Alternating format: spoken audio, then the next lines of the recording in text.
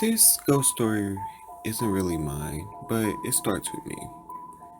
Years ago, back when I was younger and in better shape, I used to do some backpacking. Nothing terribly ambitious, but every so often I find a loop trail that could be done in a few days. Get a friend and head out. One weekend, my friend Christian and I went to southern Ohio to backpack a 14 by 15 mile loop trail. It was great. Very wooded, moderately strenuous, not too many other people. There were some signs of past human habitation along the way, a broken down shack, a little old schoolhouse, that sort of thing.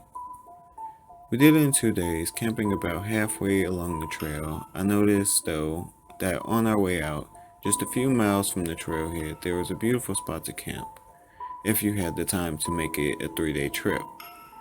There was just enough room for a single campsite right on the edge of the ravine, with a smoothed out place for a tent and a fire ring already in place. Once I got home, I told my roommate at the time, my cousin Shelly, about the trail, including the pretty second night campsite. A year or so later, Shelly's half sister Emma came to visit, and they decided to backpack the same loop trail. They, however, decided to make it a 3 day trip and spend the second night at the campsite that I told Shelly about.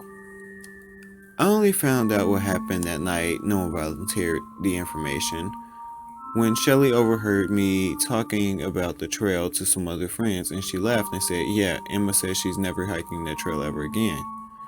When I surprised asked what had happened, this is what Shelly told me. Apparently, during the second night, in the absolute darkness that you can only get when sleeping out in the woods, Emma awoke to the sound of a woman screaming right outside the tent. She was petrified and lay huddled in her sleeping bag, listening to the sound of screams until they finally faded away. She then fell asleep again until, sort of, woke up and opened her eyes and looked through the shadowy, barely there early morning light at the front of her tent toward the tent's door.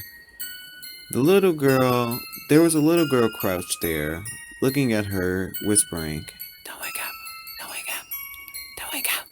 The little girl faded, and Emma pulled her hat down over her head and scrunched up in her sleeping bag until Shelley woke up, having slept the night through quite well, and they could get out of there.